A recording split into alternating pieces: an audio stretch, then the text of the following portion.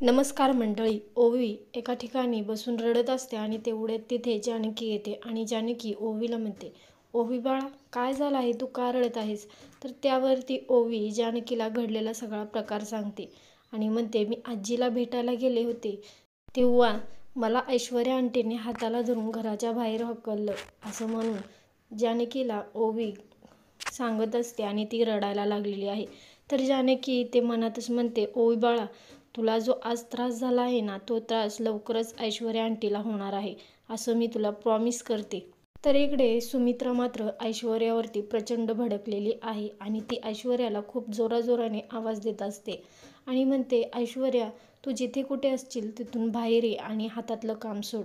तेव्हा ऐश्वर्या बाहेर येते आणि म्हणते, मी गरम पाणी आणि नॅपकिन आणायला गेले होते, हे घ्या. आता इथे सुमित्राला राग आलेला आहे आणि तिने रागाच्या भरात ऐश्वर्याच्या हातातलं पाणी खाली सांडते आणि ते ढकलून देते. त्यावरती ऐश्वर्याला मात्र आश्चर्य वाटतं आणि आई, हे तुम्ही काय केलं आहे, असा प्रश्न ऐश्वर्या सुमित्राला विचारते. तर सुमित्रा म्हणते, तू आहेस तरी कोण? तुझी लायकी काय आहे? तुला हक्क कुणी दिला माझ्या ओवीला घराच्या बाहेर काढण्याचा? तर तू स्वतःला समजतेस काय? अशा भाषेमध्ये सुमित्रा ऐश्वर्याला बोलते आणि तिचा खरा चेहरा आता ऐश्वर्याचा सगळ्यांसमोर आलेला आहे. तर तुम्हाला काय वाटतं कमेंटमध्ये नक्की सांगा आणि ऐश्वर्याची आता बत्ती गुल होणार आहे. व्हिडिओ असाच शेवटपर्यंत पाहण्यासाठी मनापासून धन्यवाद.